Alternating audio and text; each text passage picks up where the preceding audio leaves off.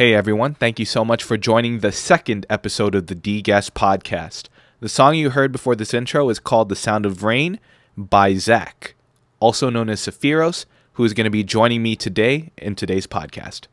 Zach, thank you so much for joining me today. Thanks for having me. Yeah, I would like to start off just by asking, the simple question of what's your background, how'd you start getting into this, and how long have you been doing this for?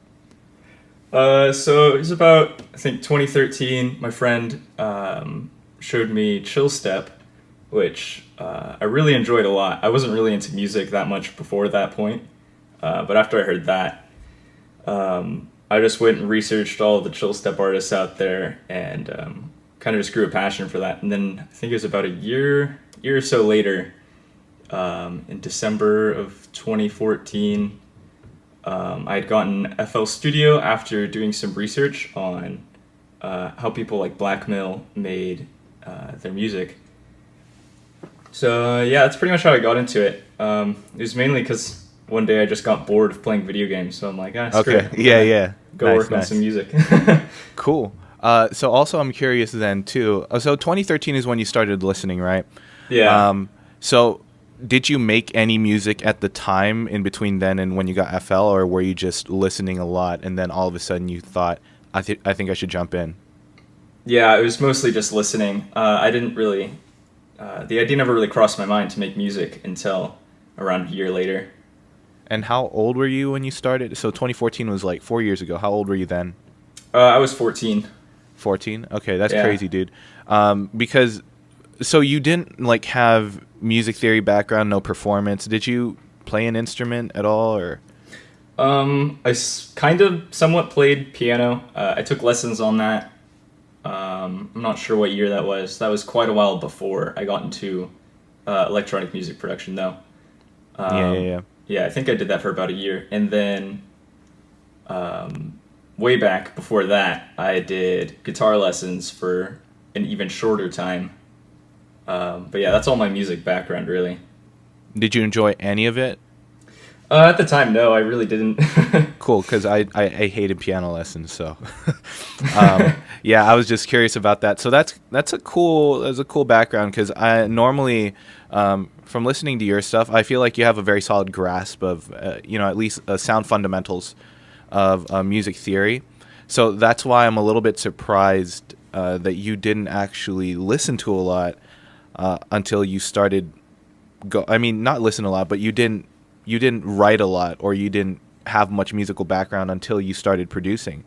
I'm glad it sounds like that. Yeah, no, it's cool, because a lot of people that I know have performance backgrounds. Like, for example, like Tracy, he was playing guitar for, 14 years before he started around last year. So that's cool, though. Like, so now that you're into producing and you've been doing it for like 4 years, I guess, has that like ever made you want to get into learning an instrument at all? Because I know it seems a little bit separated, but the two are, in a way, like the more that you do it, I think there's more of a connection between performance and production.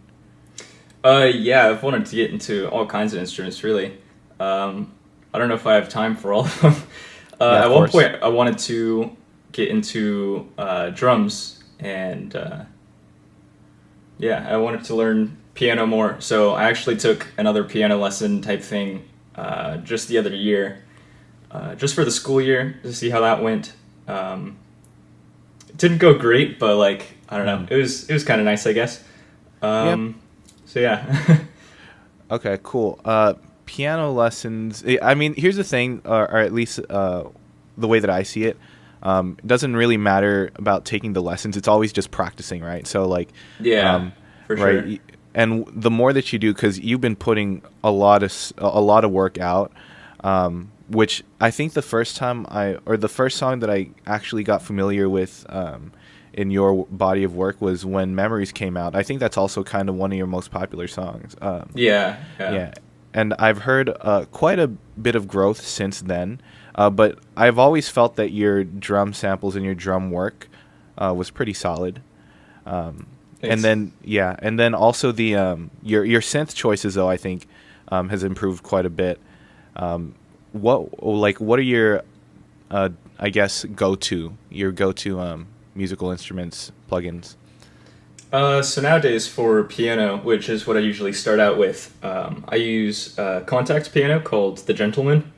I like that one a lot. And as for leads and some pads and whatnot, I'll use Nexus or occasionally Massive. Usually I use that one for bass and that kind of thing. Mm-hmm. So it's yeah. Yeah. Wait, is that all? That's like the bulk of it, really. Sometimes I'll use other plugins native to FL, like Harmless or Harmer or GMS, Citrus, but those really aren't as common. Yeah, I'll use those more sparingly. So what you just listed there, like those 2 or 3, that's really, I would say, what, maybe 70-80% of your instrument plugins, excluding the drums, huh? Yeah, about that. That's crazy. No, I was just thinking about how you can get away with really a couple of instrument plugins, and everybody's trying to oversaturate everything with like 10, 15, 20 different instances of some weird plugin that no one's ever heard of. So it's cool, though, that's the sound that you were able to get out of that. And that's been your rotation this whole time that you've been producing for the past 4 years? Well, I've definitely switched what type of plugins I've used over the years. Nexus has definitely stuck with me for sure. But I used to use Addictive Keys for piano, and then I moved to using the Unicorda, which is another contact piano. Yeah. Then after that, the Gentleman. So yeah, I've switched piano plugins a lot, that's for sure. How long have you been sticking with the Gentleman for? That one's pretty new. I think I bought that a few months ago, actually. Probably like 4 months ago, I think. I haven't heard of that one. I'm not actually really that well versed in contact pianos, because the only one that I'm pretty familiar with is Alicia's Keys. But I do use Addictive Keys quite a bit. Were you on that one for a long time? Oh yeah, I was on that one for at least a year, I think. Okay. Why the switch, or why do you switch pianos quite a bit? I was just watching Killigrew's tutorial videos. I saw that he recommended the Gentleman piano. He used Addictive Keys as well, but I really liked the sound of the Gentleman, so I went from that video and into their contact website and bought that. All right, cool. Have you tried Serum at all? Yeah, I bought that one actually a while back, actually, but I haven't used it that much, mainly because I'm not too sure on how it works as of right now. Right. But yeah, still figuring that out for sure. Okay. No, I love Serum. I use it all the time. I just think that it's interesting. At least, Massive definitely has that. It definitely has that signature sound that I hear on Black Mill and even like Killigrew stuff quite a bit. But I think Serum is just it sounds fresher to me. So I don't know. It's just like it's cool if more people ended up learning, because I've realized that this community more often than not uses Massive way more than I expected. I don't know how many other people I'm going to get on this podcast, but even Tracy's just using Massive a lot, just for his bass. Yeah. Yeah. So. I think it's definitely really popular for bass. Yeah. Anything else or any other plugins that you've thought about using or that you have used that you're not having in your rotation that much anymore? Oh, there's one that I forgot to mention called Eteral Orchestral. I think that's what it's called. That one's really nice for stringed instruments, so I'll use that from time to time. Okay. That sounds... Oh. No, I haven't heard of that one. It's really hard to get a good orchestral string type of instrument library. Does that run on Contact also? No, that's its own standalone plugin, and I think it's free, actually, so that's a plus, but it's really good, so... Yeah, I think with some reverb and it sounds pretty much real, like real strings, I guess. Yeah, I think a lot of people underestimate the power of a free plugin too.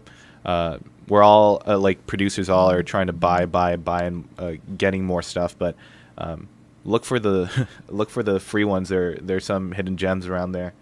Yeah. Aside from instrument plugins, how deep is your knowledge in terms of the mixing process? Like, I'm not sure. I mean, I'm not Yeah. too good at mixing, honestly.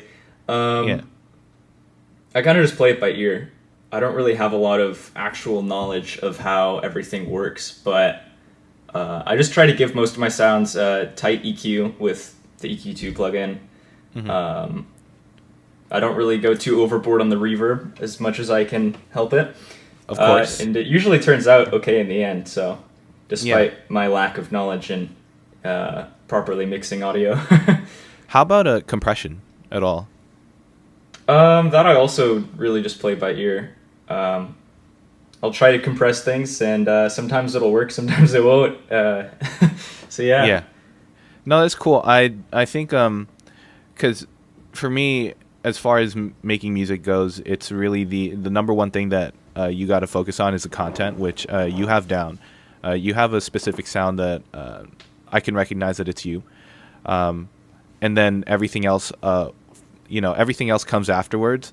But I think mixing too, it's just to me it's fun. I don't know if you heard my pod with Tracy the other time, or if you got as far as where we were talking about mixing.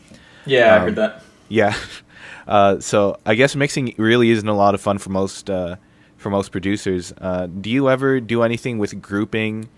Anything like on a master or stereo mix bus? Do you do any of that? I actually just learned how to do that. So that's cool, dude. I probably should have learned that ages and ages ago. But what are you now? You're 18? Yeah, I just turned 18. Oh my god! See, recently. you're 18. You're all right, dude. I probably figured out how to do this mix bus thing. When I was 21. So I mean, you're ahead. You're way ahead. So I wouldn't be worried. You've been putting out a lot of good stuff, and that's minus the mixing component. So once the mix comes in, like I think that's gonna really start setting you apart. Do you have any, I guess, favorite? As of now, your favorite basic mixing plugins that you've used? Are you using all stock like FL Studio or anything that you've downloaded, purchased? Yeah, I mostly use the stock plugins like EQ2, Fruity Reverb, but I also have some third-party ones like Valhalla Shimmer. That's a really good reverb plugin. Yeah, that one's awesome. You can pretty much turn any sound into a pad with that, so yeah, that's pretty cool. And then I have a different one for reverb that I cannot remember the name of right now. But yeah, I have a few reverb plugins. No, I really like the Valhalla stuff. If you can ever get your hands on the vintage Verb too, that would be awesome. But Shimmer, I've tried using it, and for the style that I produce, and it sounds weird. Because you can go really extreme with it, especially if you go like the 100% wet knob, and like everything starts to sound like it's just melting into each other. Yeah. So I mean, but that's a cool plugin. I think you've got it down. I didn't actually really hear instances of it in your music, but I probably got to listen for it a little bit deeper. No compression plugins that you're familiar with that you use. Usually I'll just compress with either a limiter or the Fruity compressor or the multiband compressor in FL. So okay, I'm afraid to touch the multiband compressor, dude. I don't mess with that, but that's where it gets a little bit heady for me for mixing. But anyway, so I think next time, if we ever get to do another podcast together, I'd love to do it at a time where you have a little bit more under your belt about mixing, because your music already sounds good without a lot of the mixing elements. Once you get it there, then I think you can get it to sound a little bit richer and more glued together, because I think that's something I've noticed about some of your production. It's just missing that little glue. But at the same time, I'm so used to hearing like radio hits, radio records, like top 40 stuff. So speaking of which, where do you want to go in terms of like, because it seems like you're sticking in the chill genre for now, chill step a lot of the time. I noticed you had like this cool chill hop track that went on with Sorrow. That was a little bit different for me, but where do you plan to go, I guess, in terms of just creating more music? So I want to get a better handle on how to play guitar and get into some post-rock stuff, like indie rock, stuff like that. I don't really expect a lot of that to come out until pretty far in the future, but that's something that for quite a while, I've wanted to get into. So, yeah. Okay. Let's see. How about I guess in terms of chill step, how far you're just gonna keep staying in that lane for a little bit for now? Yeah, I think so. I think for the foreseeable future, I'll be still producing that. Yeah. One other thing I wanted to ask too. Have you ever collaborated with a vocalist? I have a couple of times, but both of them didn't respond to me with the vocals until like a year later. So wow, the tracks a year never got later. uploaded. Yeah. How'd you get that a year later? Man, they remembered. Yeah, I was a little bit surprised. I'd completely forgotten about it and scrapped the project. And it actually wasn't too long ago. I got a message back from a vocalist, and he apologized for his untimely response. And you understand. And he was like, "If you want to finish this, let's do it." And I just couldn't, because the instrumentals that I'd made for it were I made them so long ago. It sounded awful. Despite their vocals actually being pretty good, but I just couldn't bring myself to upload that. Okay, that's fair. I mean, like every time that you move forward, like you know you have a certain quality that you want to release, and so I understand that. But are you thinking about doing that anytime soon? Definitely, yeah. Cool, I don't have any plans with specific vocalists at the moment, but I hope to get to that pretty soon. All right. Well, we're letting it be known on the podcast that if you ever want to sing on the Sappheiros track, I'm not saying that you should bombard him with emails, but he mentioned it here. Go for it. Yeah. So I'm just interested because I like hearing a lot of tracks with vocals on it too. Anything else? I guess you want to talk about anything that you're interested in terms of, I guess, music, the music world, or anything. I guess engineering, just anything, man. No, I can't really think of anything on the spot here. Sorry. That's cool. You're good. I think we're gonna leave it at that, though. I would love to do another podcast with you at some point because, oh my God, when's your birthday? May 18th, 2000. May 18th. Okay, cool. You're a day after me. You just turned 18. Oh wow. Yeah, I you did. just turned legal. Mm-hmm. That's crazy. Yeah. So. I'm looking forward to a lot more that you make. I started around 14 too when I was producing, but I was on GarageBand. I didn't all of that Deguess stuff. I don't know if you've heard any of. You've probably heard some of my work like 3 to 4 years ago. Yeah, I've heard a lot of it. All of that was just done on GarageBand, and man, like, so I kind of envy where you are now. At 18, because I was not nearly as good, and I was still on GarageBand at the time. But yeah, so aside from that, my point was I'd love to do another podcast. I'd love to hear, I guess, more of your journey, documenting more of that. And it's cool to just get some insight as to how you make your music. So thank you so much for joining me. Yeah, thanks really for having me. Appreciate that. All right, cool. Well, I'll talk to you later, man. You too. Thanks. All See right. ya. Peace. Hey everyone, thank you so much for listening to the podcast. It would mean a whole lot if you decided to leave a comment telling me what you thought. And if you want to hear anybody else on this podcast, let me know too, and I'll see if I can get in touch with them. Also, share this with anybody who you think would find this interesting. Again, thank you so much for coming by. It means a lot, and we'll talk to you in the next one.